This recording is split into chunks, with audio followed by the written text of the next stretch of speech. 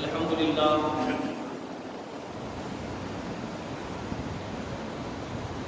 للہ الذی کفا والصلاة والسلام علی عبادہ الذین اصطفی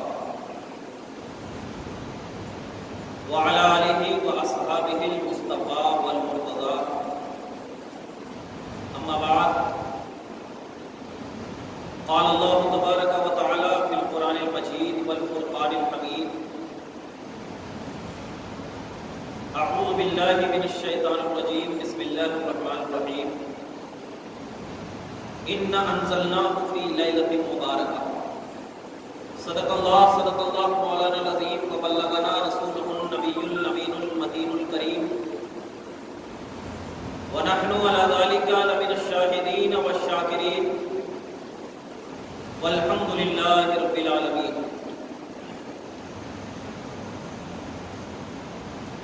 بارگاہ رسالت میں بڑے ادب و احترام کے ساتھ ہم سب کے آقا دونوں عالم کے داتا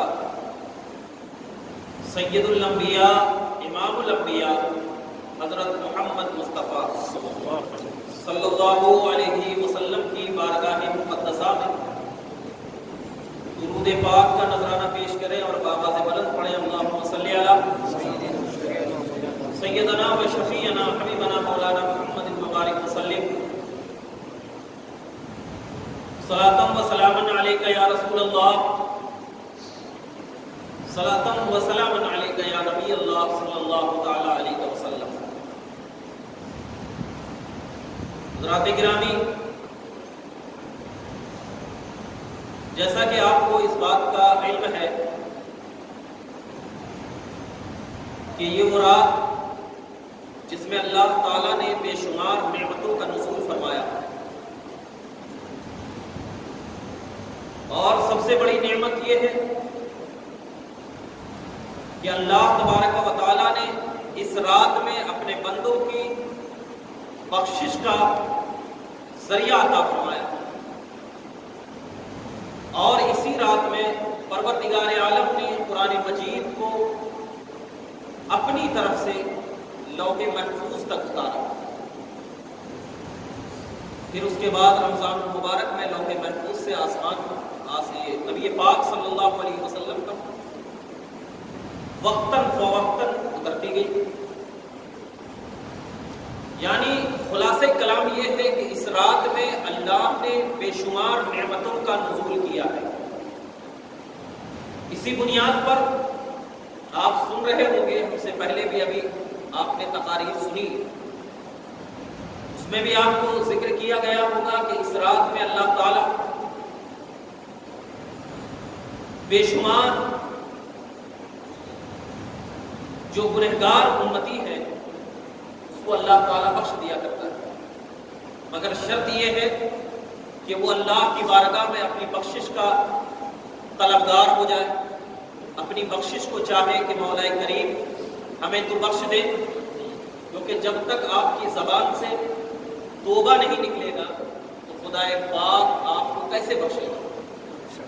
تو اللہ کے نبی صلی اللہ علیہ وسلم نے ارشاد فرمایا کہ اس رات میں اللہ تعالیٰ، کئی روایتیں ہیں، بعض روایتوں میں بنی کلب کی بکریاں ہیں، بعض روایتوں میں یہ ہے کہ اللہ تبارک و تعالیٰ سارے گناہ کو بخش دیتا ہے بشرطے کہ وہ بندہ اللہ سے معافی طلب کرے۔ تو لہٰذا اسی رات میں جب یہاں پر آپ بیٹھے ہوئے ہیں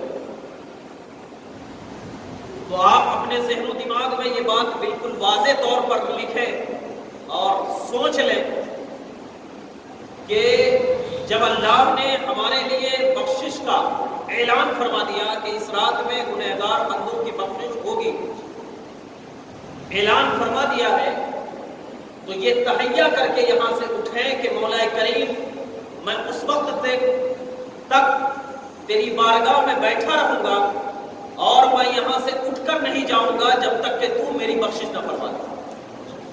یہ دل میں تہیہ کر لیں۔ اگر آپ کا ارادہ پکا ہو جائے تو میرے آقا فرماتے ہیں کہ جب بندے مومن اپنے خلوص نیت کے ساتھ اللہ رب العزت کی بارگاہ میں ایک قدم بڑھاتا ہے تو اللہ 10 رحمتوں کا نزول اس بندے مومن پر کر دیتا ہے۔ تو ایسے ہی خلوص نیت کے ساتھ اگر بعد رکھ لیں کہ مولا یہ کسی دنیا دار کا در نہیں ہے، یہ تیرا در ہے، تیرا گھر ہے، اگر تیرے گھر میں بیٹھ کر تو میری بخشش نہیں کیا تو کون کرے گا؟ اگر یہاں سے ہم خالی ہاتھ چلے گئے تو پھر تیرے در میں آنے کا فائدہ کیا ہوگا؟ تو اگر آپ یہاں پر بیٹھ کر یہ دل میں تہیہ کریں تو میرے آقا فرماتے ہیں کہ بندے مومن خدا کے در پر آتا ہے، خدا کے گھر میں آتا ہے، اور اگر بندے مومن دل میں تہیہ کر لے کہ میں یہاں سے بخشش کروا کر کے اٹھوں گا تو اللہ تعالیٰ اس کے اٹھنے سے پہلے اس بندے کی بخشش فرما دے گا۔ آمین۔ اور یہی وجہ ہے کہ ہم یہاں پر شب برات کی محفل کو سجانے کے لیے بیٹھے ہیں، کیونکہ اس رات میں میرے آقا نے آرام کو ترک کر دیا۔ آرام جو ہم سو جاتے ہیں، آرام کو ترک کر دیا۔ حضرت عائشہ صدیقہ رضی اللہ تعالیٰ عنہ فرماتی ہے کہ نبی پاک صلی اللہ علیہ وسلم کا یہ معمول رہتا کہ اللہ کے نبی صلی اللہ علیہ وسلم اس رات میں غسل فرماتے، کپڑے تبدیل فرماتے، اس کے بعد عبادتوں میں لگ جاتے، عبادتوں میں لگ جاتے تھے۔ لیکن روایتوں میں یہ آیا ہے کہ عبادت میں اس وقت لگتے کہ حضرت عائشہ سے پوچھتے کہ کیا عائشہ تو مجھے اجازت دیتی ہے کہ اس رات میں میں عبادت کروں؟ جو کہ نفل عبادت کرنا یہ بیوی کے حقوق کرنے کے بعد ہے۔ یہ ذہن میں رکھنا کہ اگر آپ پوری رات عبادت کر رہے ہیں تو آپ کی بیوی اگر اجازت نہیں دیتی ہے کہ آپ پوری رات عبادت نہ کریں اور اپنے بیوی کا حقوق ادا نہیں کر رہے ہو تو سب سے پہلے آپ اپنی بیوی کا حقوق ادا کرنا واجب ہے۔ سمجھ رہے ہیں؟ یہ بات ذہن میں رکھنا۔ یا آج کل کچھ ایسے ہیں جو پوری رات نفل عبادت کرتے ہیں اور اپنے بیوی یا بچوں کے حقوق ادا نہیں کرتے ہیں، تو میرے آقا نے فرمایا کہ پہلے ان کا حقوق ادا کرو، اس کے بعد نفل عبادت کرو۔ تو نفل عبادت کر کے نبی پاک صلی اللہ علیہ وسلم نے بتا دیا، حالانکہ یہ بات معلوم ہے کہ اللہ کے نبی معصوم ہے، کوئی گناہ ان سے سرزد نہیں ہو سکتا، معصوم ہے، لیکن پھر بھی اللہ کے نبی نے پوری رات عبادت کیوں کیا؟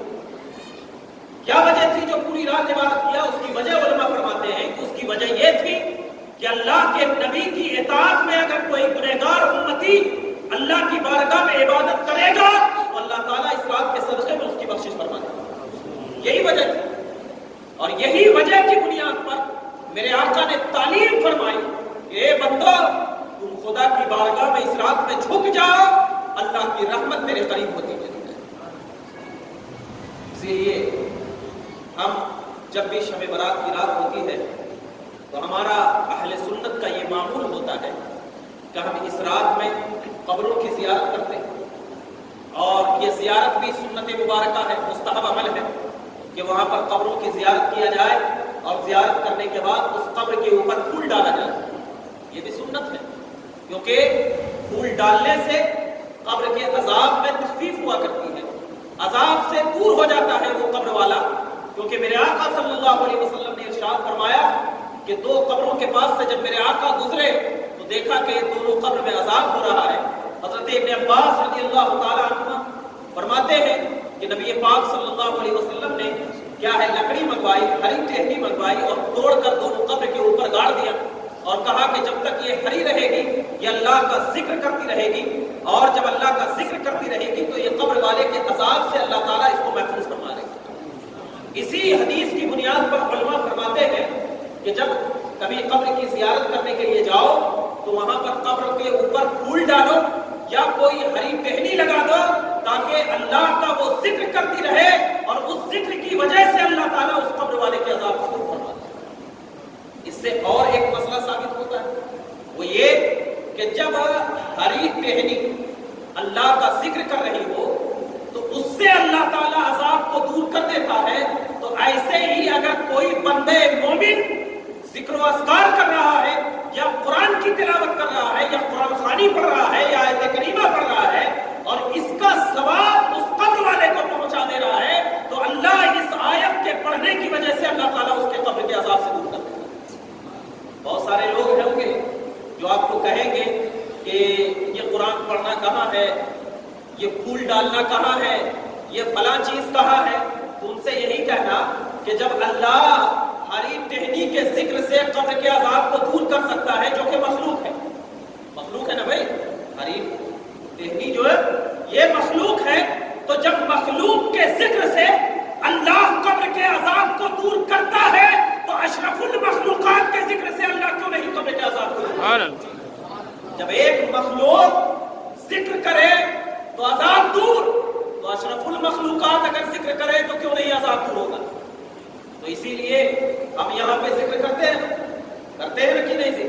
یہاں پر بیٹھے بھی ہیں تو ذکر کر رہے ہیں، درود پڑھ رہے ہیں، ذکر و اذکار میں لگے ہوئے ہیں. اس کی وجہ کیا ہے؟ ہمارا یہ اہل سنت کا نظریہ رہا ہے، طریقہ رہا ہے کہ ہم قبر والوں کے لیے عذاب سے دوری کا. اب اگر جو اللہ کے ولی ہوتے ہیں، اللہ کے ولی ہوتے ہیں، تو اللہ تعالیٰ ان کے مرتبے کو بڑھا دیا. اللہ تعالیٰ کیا ہے؟ ان کے مرتبے کو بڑھا دیتا ہے، اور ایسا مرتبہ بڑھا دیتا ہے کہ میرے آقا صلی اللہ علیہ وسلم ارشاد فرماتے ہیں، میرے آقا صلی اللہ علیہ وسلم ارشاد فرماتے ہیں کہ جب کل قیامت کا دن ہوگا، میرا خدا یہ کہے گا ہر ایک اماموں کو کہ اپنے مقتدیوں کے ساتھ آؤ، یا مقتدیوں کو کہے گا کہ اپنے اماموں کے ساتھ آؤ. کچھ لوگ ان کے پیچھے، کچھ لوگ ان کے پیچھے، کچھ لوگ ان کے پیچھے، تھوڑے ان کے پیچھے، قادری غوث پاک کے پیچھے، چشتی خواجہ غریب نواز کے پیچھے، اشرفی مخدوم سمنا کے پیچھے، رضوی اعلیٰ حضرت کے پیچھے، جہاں اپنے اپنے اماموں کو لے کر ساتھ چلیں گے. اب جب آپ کو بتایا جائے گا کہ اماموں کو کیوں پکڑ کر لے کر کے جا رہے ہیں، کیا وجہ ہے، تو میرے آقا صلی اللہ علیہ وسلم فرماتے ہیں کہ جب بندے مومن عبادت نوافل کے ذریعے اللہ کا قرب حاصل کر لیتا ہے، اللہ کا قرب حاصل کر لیتا ہے. بخاری شریف کی حدیث پاک میں ہے، میرے آقا فرماتے ہیں کہ جب بندے مومن جو ہے نوافل کے ذریعے اللہ کا قرب حاصل کر لیتا ہے تو اللہ تبارک و تعالیٰ اس بندے مومن پر اتنا کرم فرماتا ہے، اتنا کرم فرماتا ہے کہ اب اس بندے مومن کی زبان تو ہوتی ہے لیکن اس میں بولی خدا کی ہوا کرتی ہے. زبان تو ہوتی ہے، یہ بخاری کی حدیث بتا رہا ہوں، زبان بظاہر اس بندے مومن کی ہوتی ہے، بولی خدا کی ہوتی ہے، آنکھ اس بندے مومن کی ہوتی ہے، دیکھنا خدا کا ہوتا ہے، ہاتھ اس بندے مومن کا ہوتا ہے، دینا خدا کا ہوتا ہے. مطلب کیا ہے کہ اللہ اس بندے پر اتنا کرم کر دیتا ہے کہ اب بندے مومن اگر بغداد کی سرزمین پر بھی ہو اور ہندوستانی اگر پکار لے تو بغداد کی سرزمین پر ہندوستان والوں کی بھی مدد کر دیا. اور کیوں نہ مدد کرے؟ میں اس کی روایت بھی بیان کر رہا ہوں. وہ اس کی وجہ یہ ہے کہ حضرت غوث اعظم کا ایک مرید تھا. غوث اعظم کا ایک مرید تھا. جب مرید 10 لوگ مل کر کے آ رہے تھے کہ راستے میں کسی ڈاکوؤں نے اس کو گھیر لیا. ڈاکوؤں نے ان کو گھیر لیا. اب ان کو کوئی راستہ نظر نہیں آیا کہ ہمیں کیا راستہ ملے عام طور پر. تو انہوں نے سوچا کہ کیوں نہیں اپنے شیخ کو پکارا جائے، کیوں نہیں اپنے شیخ کو پکارا جائے. اور ادھر بغداد کی سرزمین پر غوث اعظم کی محفل سجی ہوئی تھی. تمام علماء اور محدثین غوث اعظم کی محفل میں بیٹھ کر درس ادب لے رہے تھے، درس ادب لے رہے تھے. اب ذرا بتاؤ، درس ادب لیتے لیتے یہاں پر ادھر ڈاکوؤں نے جب گھیر لیا تو وہاں پر پکارا یا شیخ عبد القادر جیلانی شیخ للہ پکارا. ادھر حضرت غوث اعظم رضی اللہ تعالیٰ عنہ کا جو نال تھا، چپلیں مبارکہ تھی، اڑ کر کے آتی ہیں اور تمام ڈاکوؤں کو مارنا شروع کر دیتے تھے. اور جہاں پر وہ ڈاکو نے پکڑا تھا وہاں سے 700 میل دور تھا بغداد شریف. کتنا میل؟ 700 میل. 700 میل کیا ہے؟ بغداد شریف دور تھا. اور اتنے میں جب تمام ڈاکوؤں کو وہ چپل مارنا شروع کر دیا تو وہ چپل کو اٹھا کر کے اپنے پاس ان کے مریدوں نے رکھ لیا اور کہا کہ میری جو مدد ہوئی ہے میں اس کے ذریعے مدد ہوئی ہے. میں یہ واقعہ حضرت غوث اعظم کو سناؤں گا، یہ واقعہ حضرت غوث اعظم کو سناؤں گا. وہ چپل مبارکہ کو سینے میں لگا کر کے لے کر چلے گئے. دیکھو ادب دیکھو. وہاں پر یہ نہیں دیکھا کہ چپل کو پیر میں پہنا جاتا. ارے عام کی چپل ہوتی تو پیر میں پہنتا، غوث کی چپل ہے تو سینے سے لگا. اسی لیے عام نالین ہے تو پیر میں مصطفیٰ کریم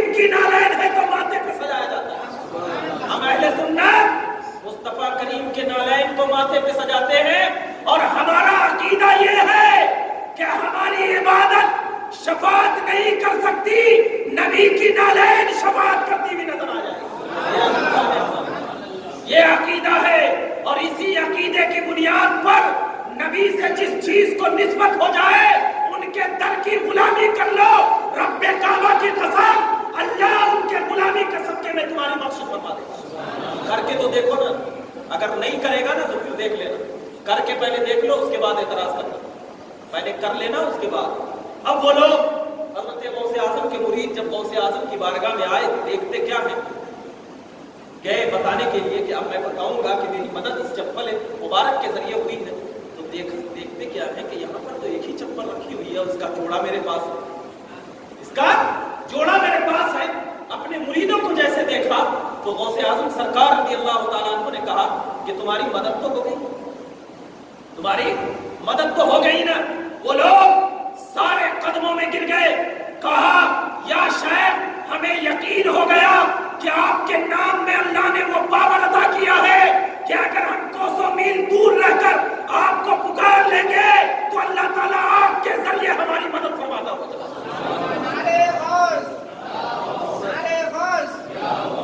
یہی وجہ ہے کہ ہم تو میں یہ دو چیزیں اس لیے آپ کو بتایا کہ اس رات کو بھی جو اللہ نے فضیلت عطا فرمائی ہے نا، یہ صرف اور صرف اس رات کو میرے آقا سے نسبت ہے، اس لیے فضیلت ہے۔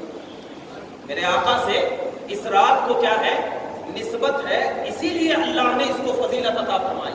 تو جب رات کو اللہ کے رسول سے نسبت ہو جائے تو یہ رات اور راتوں سے فضیلت والی بن جائے، تو ایک ذات کو اگر آقا سے نسبت ہو جائے تو وہ ذات بھی ساری ذاتوں میں فضیلت والی ہو جاتی ہے، وہ ذات بھی ساری ذاتوں میں فضیلت والی ہو جاتی ہے۔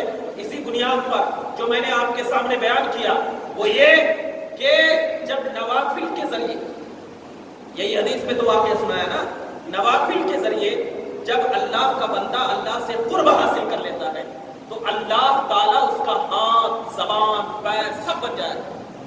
کرتا وہ ہے، بولی اس کی ہو، دیکھتا وہ ہے، دیکھنا اس کا ہوتا ہے۔ تو آپ بھی میں یہاں سے ایک درس دینا چاہ رہا ہوں کہ آپ بھی ایسا عمل کرو کہ جب تک دنیا میں رہو تو لوگ آپ کو اطاعت رسول اور اطاعت اللہ میں گزارنے والا شخص سمجھو، ایسا عمل کرو۔ اور جب آپ اس دنیا سے رخصت ہو جاؤ تو دنیا آپ کے جانے کے بعد کہے کہ یہ وہ بندہ تھا جس نے اپنی ساری زندگی اللہ کی عبادت میں گزاری اور اپنی ساری زندگی رسول اللہ کی اطاعت میں گزارتا۔ جب یہ لیول اور یہ مہر آپ کو لگ جائے گا نا تو رب کعبہ کی قسم آپ دنیا میں بھی کامیاب ہوگے اور آخرت میں بھی کامیاب ہوگے۔ یہی وجہ ہے کل قیامت کے دن آپ کو معلوم ہے، حدیث پاک میں ہے، اللہ کے نبی صلی اللہ علیہ وسلم نے فرمایا کہ کل قیامت کے دن مجھے شفاعت کا حکم دیا جائے گا اور کہا جائے گا اے محمد عربی شفاعت کر۔ اس کے بعد اللہ تعالیٰ اولیاء کرام کو بھی شفاعت کا اذن عطا فرمائے، شفاعت کی اجازت دے گا۔ اس کے بعد فرمایا گیا حافظ قرآن کو بھی شفاعت کا اذن عطا کرے گا، عالم دین کو بھی شفاعت کا اذن عطا کرے گا۔ مطلب یہ ہے کہ اللہ تبارک و تعالیٰ جتنی بھی بڑی بڑی ذات ہے جو علم، تقوی اور طہارت میں اعلیٰ مقام رکھتی ہے، وہ ساروں کو اللہ تعالیٰ شفاعت کا اذن عطا فرمائے گا، اجازت دے گا۔ اب جب شفاعت کا اذن اور شفاعت کی اجازت عطا فرمائے گا تو اللہ تبارک و تعالیٰ کی اجازت کے بعد وہ اپنے اپنے چاہنے والوں کی شفاعت کریں گے، اپنے اپنے چاہنے والوں کی شفاعت کریں گے، اور ایسی شفاعت کریں گے کہ اللہ تبارک و تعالیٰ فرمائے گا کہ تم جتنے کی چاہو شفاعت کرو، جتنے کی چاہو کیا کرو، شفاعت کرو۔ اگر کوئی انسان کسی کو ایک مرتبہ اگر اس نے کھانا کھلایا یا پانی بھی پلا دیا ہے یا اچھے سے بات بھی کر دیا ہے تو میرے آقا فرماتے ہیں کہ اگر اس شخص کو شفاعت کا اذن مل جائے گا تو اللہ تعالیٰ کہے گا کہ اس نے تجھے پانی پلایا تھا لہذا اس کی بھی تو شفاعت کر دے، اس کی بھی کیا کر دے، شفاعت کر دے۔ تو اللہ کی اجازت سے وہ انسان اس شخص کی بھی شفاعت فرمائے گا، اس شخص کی بھی شفاعت فرمائے گا۔ اسی لیے فرمایا گیا کہ جب یہ مبارک راتیں آئیں جیسے کہ شب برات ہے یا شب قدر ہے یا شب معراج ہے یا شب میلاد ہے یا شب محرم ہے یا شب جمعہ ہے، یہ مبارک راتیں ہیں. یہ کیا ہے؟ مبارک راتیں ہیں. تو اس راتوں میں اللہ تبارک و تعالی روحوں کو بھی کیا ہے؟ آزاد کر دیتا ہے. کیا کر دیتا ہے؟ آزاد کر دیتا. اور یہ حدیث پاک ہے. امام بہقی نے اپنی کتاب شعب الایمان میں اس حدیث کو ذکر کیا ہے حضرت انس بن مالک سے. اور ایک روایت میں ہے حضرت عائشہ صدیقہ رضی اللہ تعالیٰ فرماتے ہیں کہ اس رات میں یعنی ان مبارک راتوں میں جس کو میں نے ذکر کیا ہے، اور اس روایت کو خود اعلیٰ حضرت عظیم البرکت علیہ رحمت و رضوان نے فتاوی رضویہ کے جلد 9 صفحہ نمبر 439 میں ذکر کیا ہے. اور اعلیٰ حضرت نے اس روحوں کو آزاد کرنے کے حوالے سے مکمل ایک رسالہ ہی تحریر فرمایا. روحوں کو آزاد کر دیا جاتا ہے کہ اس روح کو اللہ تعالیٰ اس مبارک راتوں میں یہ اجازت دیتا ہے کہ اے روح جا، اور جا کر کے اپنے گھروں میں جا اور جا کر کے دیکھ کہ تیرے گھر والے تیرا ذکر کر رہے ہیں یا نہیں کر رہے ہیں. تیرے گھر والے تیرا ذکر کر رہے ہیں یا نہیں کر رہے ہیں. اب میں آپ کو بتانا چاہتا ہوں اس حدیث پر آنے سے پہلے میں چند باتیں آپ کے بعد لوگوں کا خیال ہے کہ جو لوگ مر جاتے ہیں تو ان کو نہ نفع پہنچتا ہے نہ نقصان، کو نفع نہ پہنچتا ہے نہ نقصان پہنچتا ہے. یہاں پر یہ قید نہیں کہا گیا ہے کہ گنہگاروں کی روح کو چھوڑا نہیں جاتا، نیکوکاروں کی روح کو چھوڑا جاتا، یہ نہیں کہا گیا. بلکہ حدیث میں یہ کہا گیا کہ جتنے بھی لوگ ہیں سارے کی روح کو چھوڑ دیا جاتا ہے اور جا کے کہا جاتا ہے کہ اپنے گھر والوں کو دے. مطلب یہ ہے کہ جب اللہ تعالیٰ گنہگار ہو، سیاکار ہو، اسیاکار ہو، خطاکار ہو، یہ سارے کے روح کو اللہ تبارک و تعالیٰ گھر جانے کی اجازت دیتا ہے نا. یہ حدیث کہہ رہی ہے اجازت دیتا ہے. تو جب عام انسان کی روحوں کو اور اپنے گھر والوں سے ملاقات کی اجازت دیتا ہے تو انبیاء اور اولیاء کے روحوں کو بھی اپنے امتی اور اپنے غلاموں سے ملنے کی اجازت کیوں نہیں؟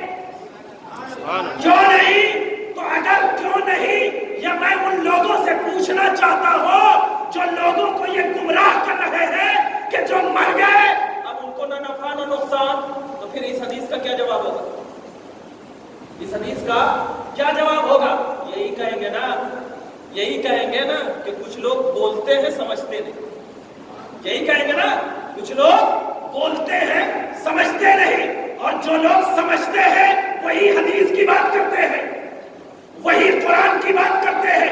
میرے آقا فرماتے ہیں کہ جب روح آتی ہے، روح آ کر کے دروازے کے پاس ٹھہر جاتی ہے، اور جب دروازے کے پاس ٹھہرتی ہے وہ روح ملاحظہ کرتی ہے کہ میرے گھر والے میرا ذکر کر رہے ہیں یا نہیں کر رہے ہیں، میرے لیے ایصال ثواب کر رہے ہیں یا نہیں کر رہے ہیں، مجھے یاد کر رہے ہیں یا نہیں کر رہے ہیں. جب دیکھتے ہیں کہ مجھے یاد کر رہے ہیں تو وہ خوش ہو کر دعائیں دے کر واپس چلے جاتے ہیں، دعائیں دے کر واپس چلی جاتے ہیں، جس کے بارے میں میرے آقا فرماتے ہیں ترزقکم بصوفائکم. اب جو اللہ پوری سال تمہیں جو رزق دیتا ہے نا، ترزقکم تمہیں جو رزق دیا جاتا ہے بصوفائکم، تمہارے بوڑھوں کی وجہ سے، تمہارے مردوں کی وجہ سے جو دعائیں اس نے دی ہے، تو وہ دعاؤں کا اثر اتنا ہوتا ہے کہ اللہ پورا سال تمہیں رزق عطا فرماتا ہے.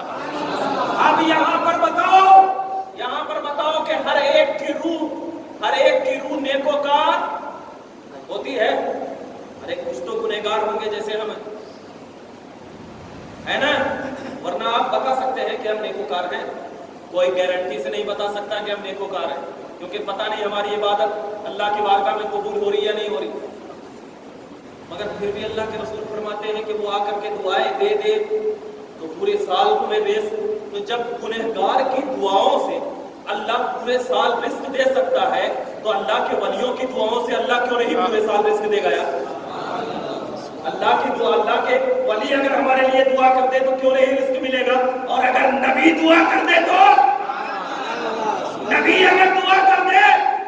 اگر دعا کر دے تو صرف رزق نہیں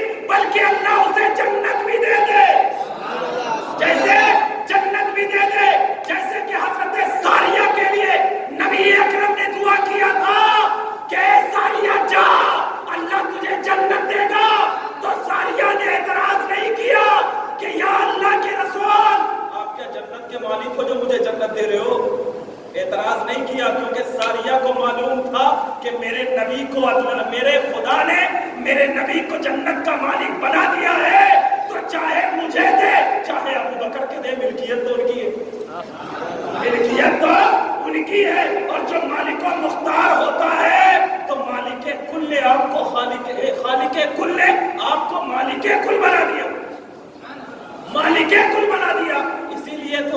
اسی لیے تو نبی پاک صلی اللہ علیہ وسلم کی بارگاہ میں، نبی پاک صلی اللہ علیہ وسلم کی بارگاہ میں ایک صحابی ہیں جن کا نام میرے ذہن میں نہیں آ رہا ہے، وضو کرا رہے تھے تو بخاری شریف کی حدیث پاک ہے، وضو کرانے کے بعد نبی پاک صلی اللہ علیہ وسلم نے پوچھا، ربیہ، حضرت ربیہ ذہن میں آ پوچھا، سل ربیہ، اے ربیہ پوچھ تو کیا مانگنا چاہتا ہے، سوال کر مجھ سے۔ اب میں یہاں پر آپ لوگوں سے کہوں گا جو دل میں آئے میرے سے پوچھ، تو اگر میں اس کی طاقت رکھوں گا تبھی تو کہوں گا، اگر میں جاہل رہوں گا اور اس کے بعد کہوں گا کہ میرے سے جو پوچھ تو میں تو بے وقوف ہوں، یہی کہے گی دنیا کے بے وقوف کو جاہل رکھ کے بولتا ہے جو پوچھنا ہے، یہی تو ہے نا۔ تو جو مالک ہوتا ہے وہی تو حکم دیتا ہے نا، جو مانگنا ہے مانگ، جو پوچھنا ہے پوچھ، جو لینا ہے لے۔ حضرت ربیہ سے کہا، سن ربیہ، حضرت ربیہ نے کہا کیا آج لگتا ہے نبی کی رحمت بہت جوش میں، نبی کی رحمت بہت جوش میں ہے۔ تو حضرت ربیہ نے کیا کہا، مرافقتک فی الجنہ یا رسول اللہ، یا رسول اللہ جنت میں آپ کا ساتھ چاہیے، جنت میں کیا چاہیے، آپ کا ساتھ چاہیے۔ حضرت ربیہ کا جواب دیکھو، کیا مطلب، مانگا بھی تو ایسی چیز مانگا، جنت نہیں مانگی، جنت نہیں مانگی، یا رسول اللہ مجھے جنت چاہیے نہیں مانگی، کہا جنت بھی چاہیے، جنت میں ساتھ، کیونکہ ربیہ کو معلوم تھا کہ جہاں جہاں نبی کا قدم رہے گا وہاں وہاں نور الہی کا جلوہ ہوگا، اور ربیہ اگر نبی کے پیچھے تو نبی کے جلووں کے ساتھ ربیہ کا سینہ بھی روشن،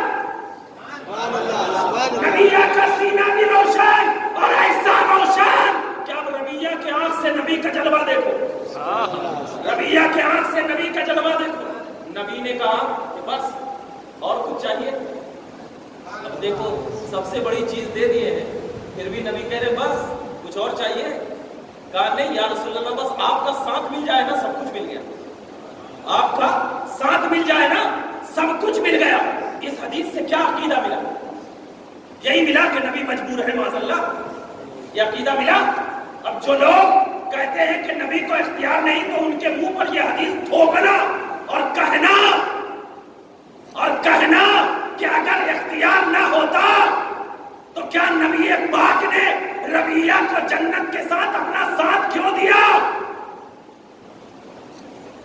یہ اختیار والا مصطفیٰ ہی تو دیتا ہے، اور صرف نبی نے ربیہ کو ہی نہیں بلکہ تمام صحابہ کو جنتی بنا دیا، اور یہ بتا دیا کہ اللہ نے کہہ دیا محمد تیری زبان سے چند الفاظ نکلیں گے لیکن خدا کی بولی یہ رہے گی کہ تجھے جو دیکھ لے گا وہ سارے جنتی، تجھے جو دیکھ لے گا وہ سارے جنتی، زبان سے نکلے یا نہ نکلے میرے نزدیک تو اتنا محبوب ہے، اتنا محبوب ہے کہ 1,24,000 کم و بیش صحابہ کرام اگر تیری صحبت اختیار کر لے اور تجھے دیکھ لے تو میں ان صحابہ کرام پر یہ مہر لگا دوں گا کہ رضی اللہ عنہم ورضوا عنہ، اللہ ان سے راضی ہو گیا اور وہ اللہ سے راضی ہو گئے۔ یہ کیوں؟ صحابہ کو یہ جو طاقت ملی ہے نا، نہ عبادت کی وجہ سے ملی ہے، نہ نماز کی وجہ سے، نہ روزے کی وجہ سے، نہ زکوٰۃ کی وجہ سے، نہ حج کی وجہ سے، نہ تقرار اور تلاوت کی وجہ سے، یہ جو صحبت ملی ہے صحابہ کو صرف مصطفیٰ کے دیدار کی وجہ سے۔ جب مصطفیٰ کے دیدار میں رضاعت رضی اللہ عنہ ورضوا عنہ کا مہر خود خدا لگا رہا ہو، صرف دیدار، ذرا دیکھ لینا بہت بڑی بات کہنے جا رہا ہوں، صرف دیدار، صرف دیدار، تو ہم لوگ تو محروم ہو گئے نا نبی کا دیدار نہ کر سکے، ہم تو محروم ہو گئے نا جو نبی کا دیدار نہ کر سکے. صحابہ کو تو جنتی مل گیا, مگر میرے آقا نے ہم گنہگاروں کو بھی نہ چھوڑا. میرے آقا نے ہم گنہگاروں کو بھی نہ چھوڑا. حضرت علی مرتضیٰ کہتے ہیں یا رسول اللہ, یا رسول اللہ. اب جو لوگ بعد میں آئیں گے, اللہ کے نبی نے فرمایا خیر القرون قرنی ثم یلونہم ثم یلونہم, سب سے بہترین زمانہ میرا ہے, پھر اس کے بعد, پھر اس کے بعد, پھر اس کے بعد, پھر اس کے بعد. اب ذرا بتا, اب ذرا بتا کہ میرے آقا صلی اللہ علیہ وسلم کا جو دیدار کر لیا جنتی, کر لیا نا. اب ایک یہاں پر مسئلہ بتا دیتا ہوں, آج بہت چل رہا ہے اس لیے بہت زور شور سے آپ کو بتا دوں. 1,00,000 کم و بیش 24,000 انبیاء کرام ہے نا, ان میں سے اگر کسی ایک نبی کا بھی آپ نے انکار کر دیا تو آپ کافر ہو جائیں گے. ایک نبی کا بھی انکار کر دیا تو کیا ہو جائیں گے؟ ذرا بڑا مسئلہ ہے ذہن میں. یعنی 1,00,000 کم و بیش 24,000 انبیاء کرام رسولان اعظام کو ماننا جو ہے یہ فرض ہے, ایمان کی بنیاد ہے.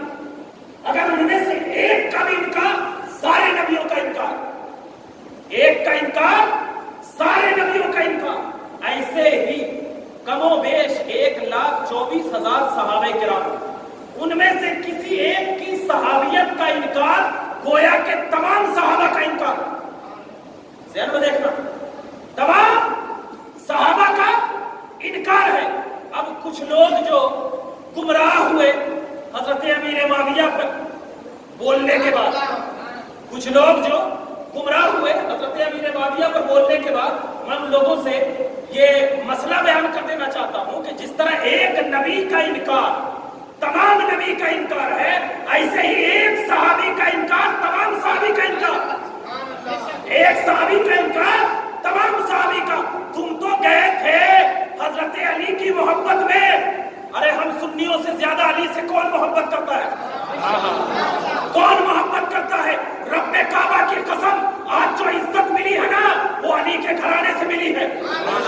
آج جو نعمت ملی ہے وہ علی کے گھرانے سے ملی ہے. اپنے سر کو فاطمہ زہرا کے قدموں میں ڈال دو, اللہ تجھے مرتبہ دے دے گا. مگر کبھی بھی فاطمہ زہرا کے خاندان نے حضرت امیر معاویہ کی توہین نہیں کی, نہیں کی. اسی لیے ہم مسلمانوں کو لیے بھی ضروری ہے کہ ایسے چھپے ہوئے لوگوں کو پہچانو جو صحابہ کے گستاخ ہیں, پہچانو. اور اگر دیکھو کہ یہ لوگ صحابہ کی شان میں گستاخی کر رہے ہیں تو ان سے دور ہو جاؤ. ان سے کیا ہو جاؤ؟ دور ہو جاؤ. کیوں؟ اس لیے کہ ہو سکتا ہے کہ تمہارے اعمال بھی برباد ہو جائیں, تمہارے اعمال بھی برباد ہو جائیں. کیونکہ جس بات کو میرا قرآن رضی اللہ عنہم ورضوا عنہ کہہ کر ایک الیوم اکملت لکم دینکم واتممت علیکم نعمتی کہہ کر مہر لگا دیا, اب اس میں نہ زیادتی ہوگی نہ کمی ہوگی, نہ ان لوگوں کو جو گلیوں میں گھومنے والے ملا ہیں نہ ان کے فتوے کام آئیں گے, نہ ان کا قول. اس لیے کہ فتویٰ جو ہے یہ قرآن پہ نہیں لگتا, لوگوں کی زبان پہ لگا کرتا ہے. اور قرآن میں تمام صحابہ کو جنتی کہا ہے, تمام صحابہ کو جنتی کہا ہے. اسی لیے کیا ہے, ہم کو اپنی عبادت اور اپنے عقیدے پہ زور رکھنا ہے, اپنے عقیدے پہ زور رکھنا ہے, ورنہ تیری عبادت تیرے منہ پہ مار دی جائے گی. عبادت جو ہے تیرے منہ پہ مار دی جائے گی. اور ایک چیز ذہن میں رکھنا, ایک چیز ذہن میں رکھنا کہ ایمان کے لیے سب سے بڑی شرط کیا ہے معلوم؟ محبت اور ادب. ایمان جو بچایا جا سکتا ہے نا, کس سے بچایا جا سکتا ہے معلوم؟ محبت اور ادب سے بچایا جا سکتا ہے. کوئی اگر یہ دعویٰ کرے کہ میں ایمان کو علم اور تقویٰ سے بچا لوں گا, اگر ایمان علم اور تقویٰ سے بچتا تو ابلیس کیوں نہیں بچا سکتا؟ اس کے پاس بھی تو علم تھا. ارے بھائی, ایمان اگر علم سے بچتا تو ابلیس کیوں نہیں بچایا؟ علم والا تھا نا, تھا کہ نہیں تھا علم والا؟ بعض روایتوں میں یہ آیا ہے کہ فرشتوں کی محفل میں بھی بیٹھا کرتا تھا, علم تھا اس کے پاس, لیکن ایمان نہیں بچا سکتا. کیوں؟ اس لیے کہ اس کے پاس تعظیم نہیں تھی, ادب نہیں تھا. تو ایمان جو بچتا ہے نا ادب سے, اگر تمہاری زبان سے ذرا سا بھی بے ادبی کے جملے نکلے، ایمان گیا۔ اگرچہ تم مسجد نبوی میں نبی کے پیچھے نماز پڑھ رہے ہو، پھر بھی ایمان والے نہیں، پھر بھی ایمان والے نہیں۔ ارے آپ کا یقین ہے نا، یقین ہے کہ مسجد نبوی میں اگر ایک وقت کی نماز پڑھیں گے تو کتنے وقت کی نماز کا ثواب ملے گا؟ 50,000 سال۔ 50 نمازوں کا ثواب ہے یا 50,000 نمازوں کا ثواب ہے، اور ایک روایت میں 10,000 نماز کا ثواب ہے۔ کعب بن ابی کون تھا؟ منافق تھا نا۔ کعب بن ابی بہت بڑا منافق تھا۔ وہ نماز کس کے پیچھے پڑھتا تھا معلوم؟ نبی کے پیچھے، رسول پاک کے پیچھے۔ کہاں پڑھتا تھا؟ مسجد نبوی میں۔ پھر بھی قرآن نے اسے منافق کہا۔ قرآن نے اسے کیا کہا؟ منافق کہا۔ کیوں منافق کہا؟ یہ نہیں دیکھا جائے گا کہ تو مسجد نبوی میں نماز پڑھ رہا ہے، یہ نہیں دیکھا جائے گا کہ مسجد نبوی میں نماز پڑھ رہا ہے۔ کیوں؟ اس لیے کہ نماز یہ عبادت ہے، نماز یہ ادب ہے، نماز یہ اللہ کی بارگاہ میں جھکنا ہے، نماز یہ تعظیم رسول کا نام ہے، نماز یہ عبادت الہی کا نام ہے، اور عبادت کی تکمیل عقیدے پر ہوتی ہے۔ عقیدے پر عبادت کی تکمیل کس پر ہوتی ہے؟ عقیدے پر۔ جیسے کہ آپ کو میں بتا دوں، آپ کو اگر بتا دوں کہ میں یہاں پر نماز پڑھ رہا ہوں اور اعلان کر دوں میں کہ میں بے وضو ہوں، اگر میں اعلان کر دوں کہ میں کیا ہوں؟ بے وضو ہوں، کوئی آدمی میرے پیچھے نماز پڑھنا چاہے گا؟ ارے آپ لوگ بھی تو بولیے ذرا، چاہے گا؟ کیوں؟ اس لیے کہ میں بے وضو ہوں۔ بے وضو کے پیچھے نماز ہوگی؟ نہیں ہوگی نا۔ وضو یہ عمل ہے، وضو کیا ہے؟ عمل ہے۔ اور آپ کو معلوم ہے کہ یہ بے عمل ہے، اس کے پیچھے، ارے جب آپ کو معلوم ہے کہ بے عمل کے پیچھے نماز نہیں ہوگی تو بے ایمان کے پیچھے نماز کیسے ہوگی؟ جب آپ کو معلوم ہے کہ یہ بے عمل ہے تو جب بے عمل کے پیچھے آپ نماز نہیں پڑھنا پسند کریں گے تو جو نبی کی شان میں بھونکنے والا کتا ہو تو وہ بے ایمان نہیں، کون؟ تو اس کے پیچھے نماز پڑھنا شروع کریں گے؟ نہیں کہیں نا۔ آج بہت سارے لوگ، ارے وہ بھی تو نماز پڑھتے نا، ان کے پیچھے پڑھنا۔ ارے پہلے عقیدہ دیکھنا ہے، پہلے عقیدہ دیکھنا کہ اس کا عقیدہ کیا ہے، کیونکہ آخرت کی سب سے پہلی منزل قبر ہے۔ آخرت کی پہلی منزل کیا ہے؟ قبر ہے۔ قبر میں عمل کا سوال نہیں کیا جائے گا، عقیدے کا سوال ہوگا۔ قبر میں جو ہے عمل کا سوال نہیں ہوگا، عقیدے کا سوال ہوگا۔ کیسے؟ ارے عمل کا سوال، نماز کا سوال کہاں ہوگا؟ حشر میں نا۔ نماز کا سوال اولس پرشش نماز ہوگا کہاں؟ حشر میں۔ زکات دیا یا نہیں دیا کہاں سوال ہوگا؟ حشر میں۔ روزہ رکھا کہ نہیں رکھا کہاں سوال ہوگا؟ زکات حج کیا یا نہیں کیا کہاں سوال؟ یعنی جتنے بھی اعمال آپ نے کیے ہیں وہ سارے کا سوال حشر میں ہوگا۔ تو پھر یہ قبر میں کیا سوال ہوگا؟ تو قبر میں عقیدے کا سوال ہوگا۔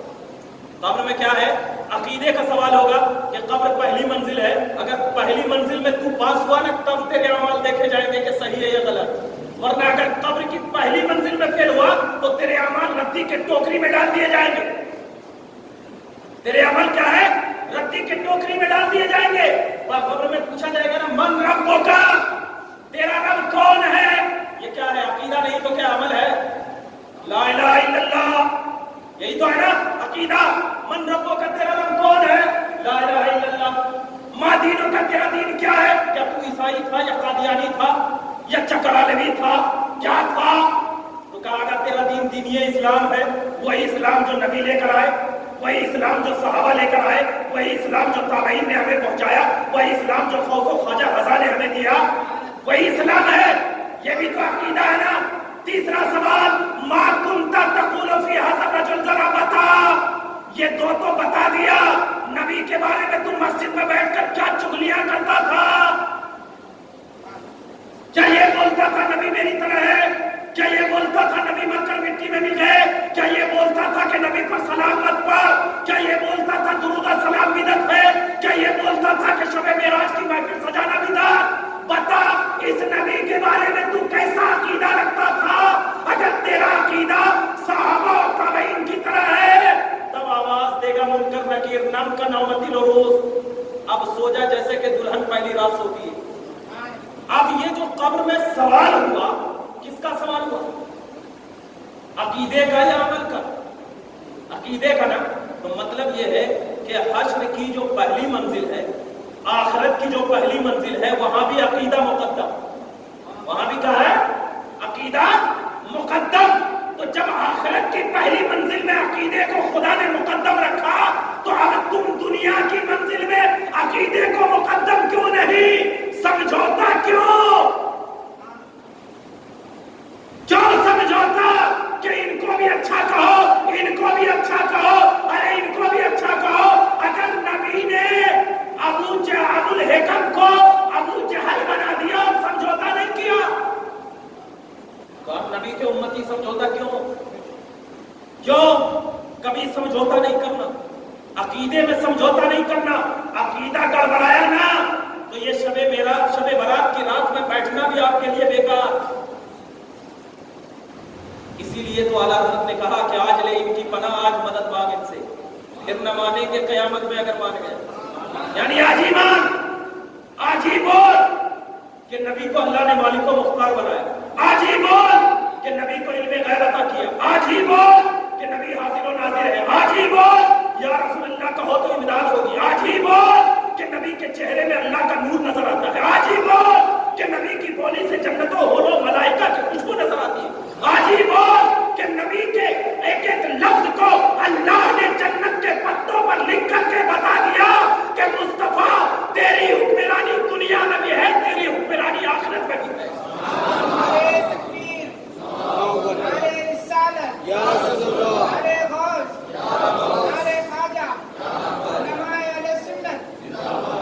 پتا کیا چلا کہ اللہ تبارک و تعالی جب بھی کوئی نعمتوں کو اللہ کے بندوں پر نازل فرماتا ہے تو کسی نہ کسی ذریعے کا سہارا لیا جاتا ہے۔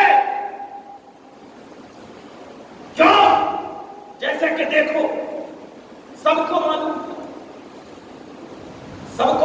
تھا کہ اللہ مدد کرتا ہے، وہ بھی معلوم ہے الحمدللہ اللہ ہی مدد کرتا ہے، ہم اس کے تو منکر نہیں ہے کہ اللہ مدد نہیں کرتا، مگر ہم یہ تو نہیں کہتے ہیں نا کہ اللہ مدد نہیں کرتا صرف رسول مدد کرتے، ایسا نہیں، اللہ ہی مدد کرتا ہے، رسول کے ذریعے مدد کرتا ہے۔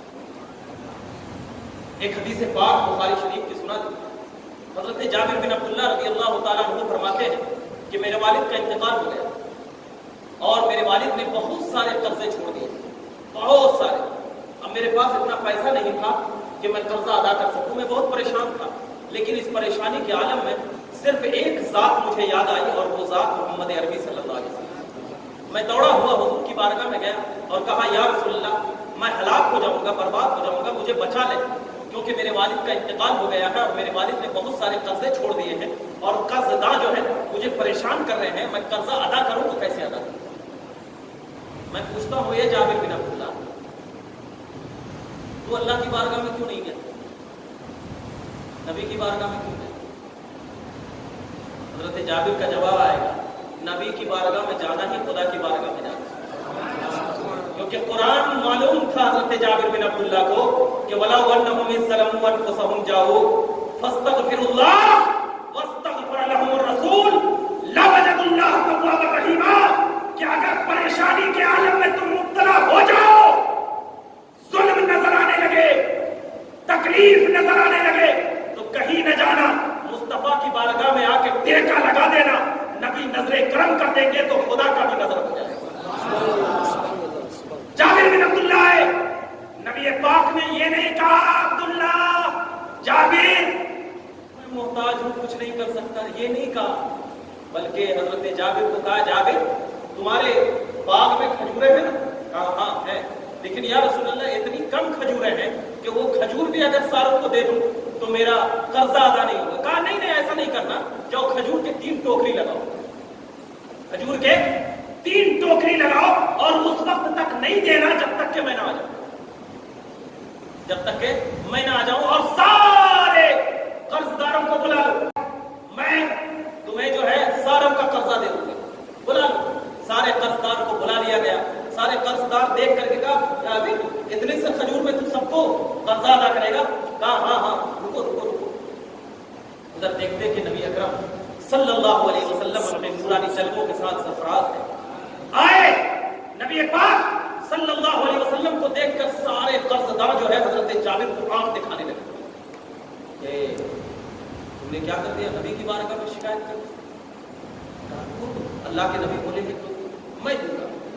اللہ کے نبی صلی اللہ علیہ وسلم نے چاروں طرف 3 ٹوکری رکھا ہوا تھا کھجور کا، چاروں طرف چکر لگایا اور لگانے کے بعد ایک ٹوکری کے پاس جا کر بیٹھ گئے۔ حضرت جابر کو کہا، اے جابر، تم اس کھجور سے جتنے جس کا قرض ہے ایک ایک کو بلاتے جاؤ اور اس سے تم دیتے جاؤ۔ حضرت جابر کہتے ہیں، یہ بخاری شریف کی حدیث ہے، بہت بخاری کرتے ہیں، یہی بخاری ہے، یہ بخاری شریف کی حدیث پاک ہے اور یہ حدیث بالکل صحیح حدیث ہے، کتاب الایمان کی حدیث پاک ہے۔ حضرت جابر کہتے ہیں کہ میں اٹھا کر کے دیتا گیا، ابھی دوسری ٹوکری کے پاس نہیں گیا ہوں، ایک ہی ٹوکری سے دیتا گیا، اور جب دیتا گیا تو سارے قرضدار کو میں نے کھجور دے دیا، پھر بھی دیکھتا کیوں ہوں کہ ایک کھجور بھی اس ٹوکری سے کم نہیں ہوا، ایک کھجور بھی اس ٹوکری سے کم نہیں ہوا۔ اور اس کے بعد جب سارا کا قرض ادا ہو گیا، پھر میرے آقا نے کہا، اے جابر، اب اس کو لے جا اور اپنے گھر والوں کو کھلا، مگر ایک شرط ہے کہ اس کو تم پھر نکال کے مت دیکھنا کہ کم پڑا ہے کہ نہیں پڑا ہے۔ حضرت جابر بن عبداللہ کہتے ہیں کہ میں اس کھجور سے کھاتا رہا، ایک مرتبہ میرے دل میں یہ خیال آیا کہ میں کھول کر دیکھو، جیسے ہی کھول کر دیکھا تو اتنا ہی تھا، لیکن اس کے بعد سے وہ ختم ہو گیا۔ میں نبی کی بارگاہ میں حاضر ہوا، کہا یا رسول اللہ، میں نے کھول کر دیکھ لیا ہے۔ میرے آقا نے کہا، اے جابر، اگر تو کھول کر نہ دیکھتا تو تیری پشتیں اگر قیامت تک پیدا ہوتی جاتی تو اس کھجور سے کھاتی رہتی، کبھی ختم نہیں۔ یہ نبی کا اختیار بھی ہے اور نبی کی صحبت کا اثر بھی ہے کہ نبی جہاں پر بیٹھ جائے، اللہ کے نبی جہاں پر بیٹھ جائے اور نبی کے جسم سے ہوا چل جائے اور جس چیز کو لگ جائے قیامت تک اللہ اس میں برکت عطا فرما دیتا ہے۔ قیامت تک برکت۔ اسی بنیاد پر اللہ کے نبی صلی اللہ علیہ وسلم جو ہے اس رات میں خاص طور پر جنت البقیع جایا کرتے تھے، جنت البقیع جایا کرتے تھے، اور روایتوں میں یہ آیا ہے کہ جنت البقیع اس لیے جایا کرتے تھے تاکہ خدا کی بارگاہ میں دعا کریں۔ میں پوچھنا چاہتا ہوں، اگر اللہ کے نبی صلی اللہ علیہ وسلم اپنے حجرے میں بیٹھ کر دعا کرتے تو کیا اللہ تعالیٰ دعا قبول نہیں کرتا؟ کرتا نا بھائی، سب کا عقیدہ ہے، کیونکہ جب ہم گنہگاروں کی دعا کو قبول کرتا ہے تو وہ تو مالک و مختار ہے، کیوں نہیں کرتا؟ تو پھر جنت البقیع کیوں؟ جنت البقیع کیوں گئے نبی پاک؟ جنت البقیع کیوں گئے؟ تو میں اس کو سمجھانے سے پہلے ایک حدیث پاک ذکر کروں۔ ایک حدیث پاک ہے نبی پاک، یہ بھی بخاری کی حدیث ہے اور اس کو امام ترمذی نے بھی روایت کی۔ اللہ کے نبی صلی اللہ علیہ وسلم مکہ کی سرزمین، مدینے کی سرزمین یا غالباً مکہ کی سرزمین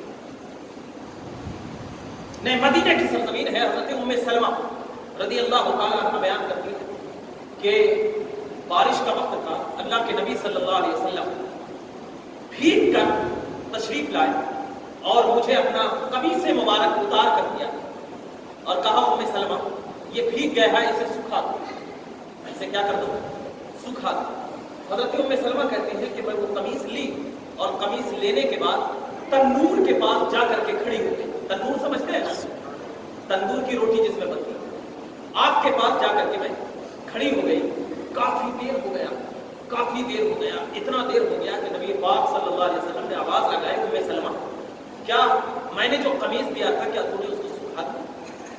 حضرت ام سلمہ نبی پاک صلی اللہ علیہ وسلم کی بارگاہ میں آتی ہے، عرض کرتی ہے، یا رسول اللہ، کافی دیر ہو گئی ہے، میں آپ کے پاس کھڑی ہوں، لیکن آگ ہے کہ آپ کے کپڑے کو سکھاتی ہی نہیں، آپ کے کپڑے کو سکھاتی ہی نہیں، وجہ کیا ہے؟ اب سنو میرے آقا کا جواب، ایمان تازہ ہو جائے۔ میرے آقا فرماتے ہیں، اے ام سلمہ، کیا تمہیں معلوم نہیں کہ یہ کپڑا میرے جسم سے ٹچ ہوا ہے؟ میرے جسم سے ٹچ ہوا ہے، اس پر دنیا کی آگ تو آگ، جہنم کی آگ بھی حرام۔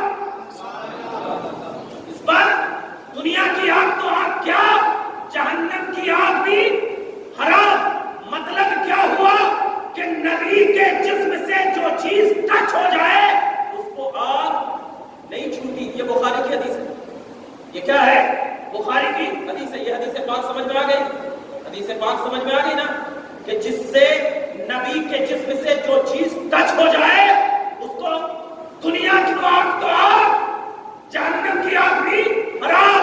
اب آؤ اس حدیث پاک کی طرف. نبی پاک چاہتے تو گھر میں بیٹھ کر کے بھی اس جنت البقیع اور ساری امتیوں کے لیے دعا کر دیتے، لیکن نبی پاک صلی اللہ علیہ وسلم جنت البقیع اس لیے تشریف لے گئے کیونکہ اللہ کے نبی کو یہ معلوم تھا کہ جو ہوا چلے گی میرے جسم کو ٹکرائے گی، میرے جسم سے ٹکرا کر وہی ہوا جنت البقیع کے قبر کو ٹکرائے گی.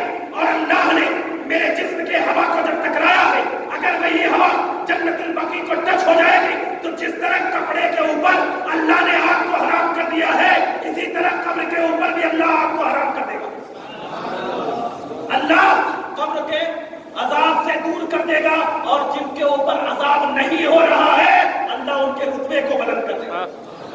ایک تو یہ بات، اور دوسری بات یہ ہے کہ اللہ کے نبی کو معلوم تھا کہ آخری زمانے میں کچھ لوگ آئیں گے جو قبر کی زیارت کو شرک و بدعت کہیں گے.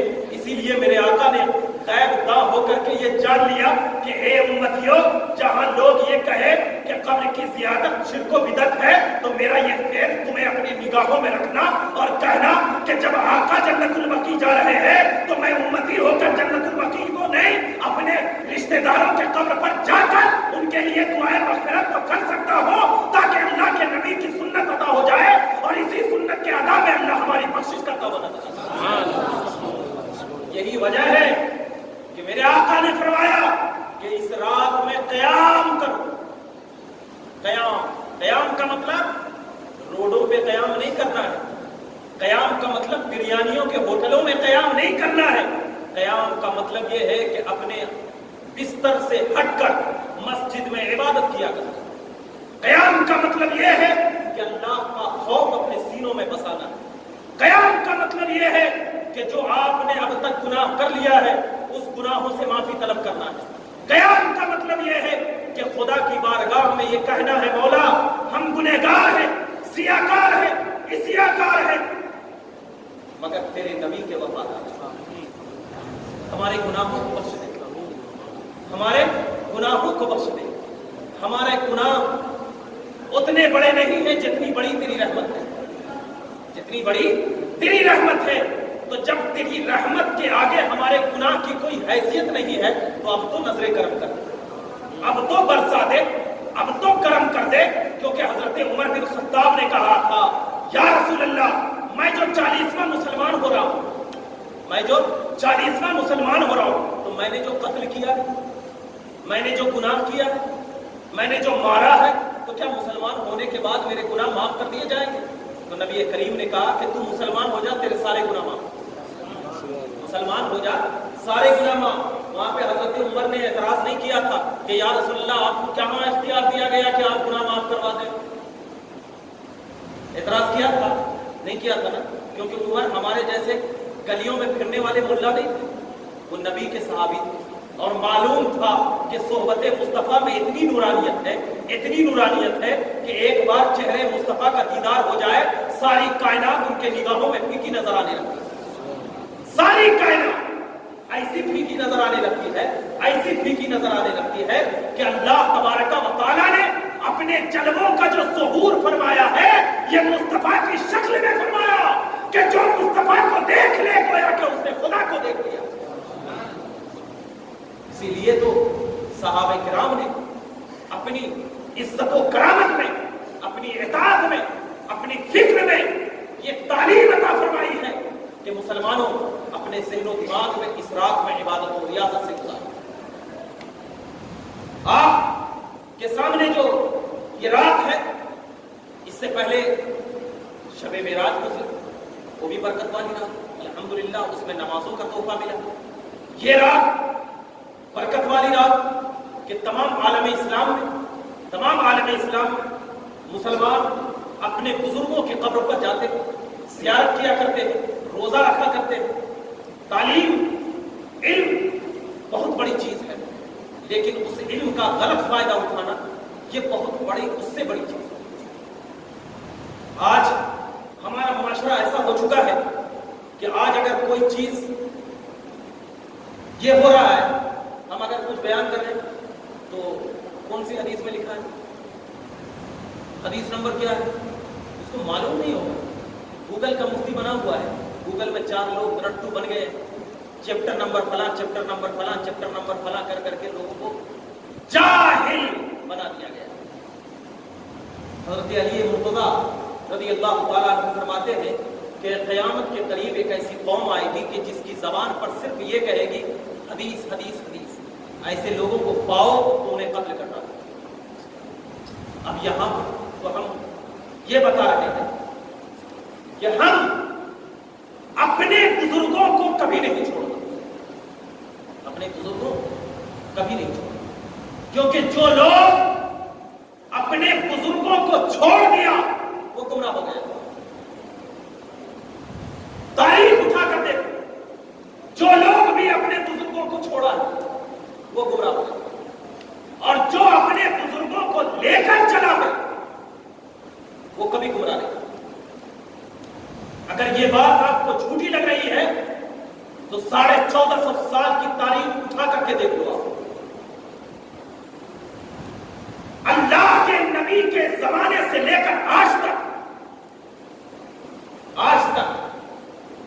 آپ یہ بتاؤ کہ آپ جب پیدا ہوئے تو جب سے آپ شب برات دیکھ رہے کہ نہیں دیکھ رہے؟ پھر اگر آپ سے پوچھے گا کہ شب برات منانا بدعت ہے تو ان سے پوچھنا کہ کیوں بدعت ہے، شب برات منانا کیوں بدعت ہے؟ تو نبی نے نہیں منایا، نبی کے زمانے میں نہیں ہوا، تو ان سے کہنا کہ نبی کے زمانے میں ہوا تھا، تو بھی تو نبی کے زمانے میں نہیں تھا، تو اس کا مطلب تو پہلے اپنے آپ کو بدعت نہ ہونا ثابت کر. یعنی جو نبی کے زمانے میں نہ ہو وہ بدعت، یہی تو ان لوگوں کا کانسیپٹ ہو.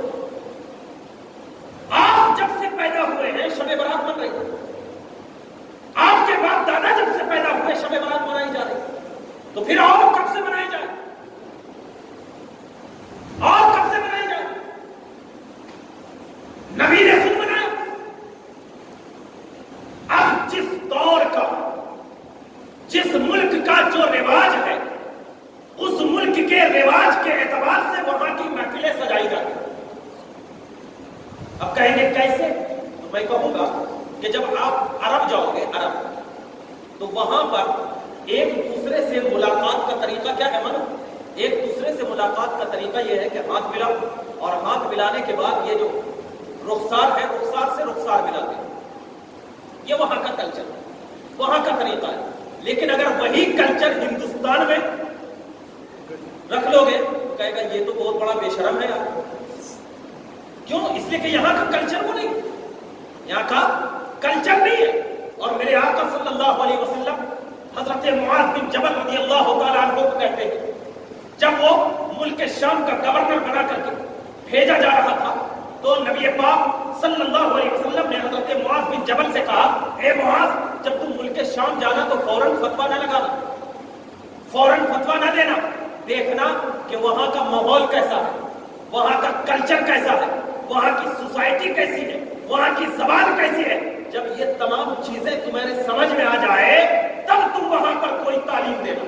مطلب یہ ہے کہ میرے آقا نے یہ بتا دیا کہ جس ملک میں جاؤ تو پہلے وہاں کے ریتی رواج، وہاں کے کلچر، وہاں کے طور طریقے کو سمجھو، تب جا کر کے تم فتوے بازی کرنا، فتوے بازی کرنا. اب عرب کا کلچر کو اگر ہندوستان میں اپناؤ گے تو لوگ تمہیں بے حیا کہیں گے کہ یہ رخسار سے رخسار ملا رہا ہے، یہ کہاں کا طریقہ آ گیا. یہاں کا کلچر کیا ہے؟ گلے سے گلے ملنا. یہاں کا کلچر ہے دونوں ہاتھ سے ہاتھ ملانا، یہی کلچر ہے. تو اب اگر طریقہ وہی ہے ملاقات کا، مگر وہاں جاؤ تو طریقہ بدلا، یہاں آؤ تو طریقہ بدلا. اب طریقے بدلنے سے کوئی عمل تو حرام نہیں ہوتا نا. طریقے بدلنے سے عمل کو حرام کہو گے؟ نہیں کہو گے نا. تو اگرچہ مکہ میں یا مدینے میں اس طریقے سے بیٹھ کر محفلیں نہ سجتی ہو، لیکن طریقہ اور کانسیپٹ تو یہی تھا کہ اللہ کا ذکر کیا جائے. کانسیپٹ تو یہی تھا نا کہ اللہ کا ذکر کیا جائے. تو اب اگر ذکر کر رہے ہیں تو طریقہ اگرچہ بدل گیا ہو کانسیپٹ وہی ہے. طریقہ اگر بدل گیا ہو کانسیپٹ وہی ہے. اور سنی کانسیپٹ کو لیتا ہے طریقے کو نہیں.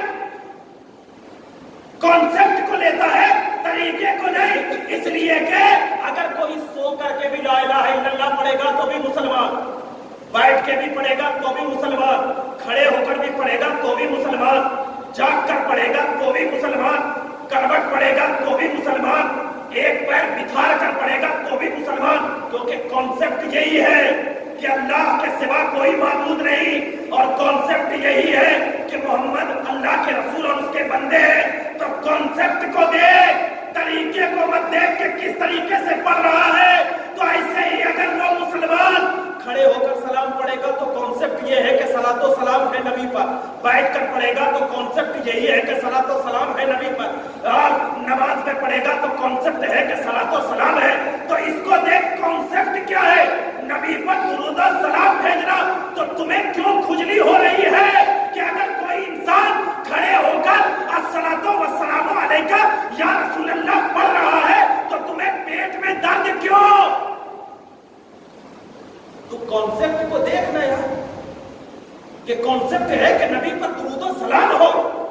کانسیپٹ یہی ہے کہ یہاں پر مسجدوں میں بیٹھ کر اللہ کا ذکر ہو, اور اللہ کی یاد کرنا, نبی کی یاد منانا, یہ قرآن کا بھی نظریہ ہے اور حدیث کا بھی نظریہ ہے.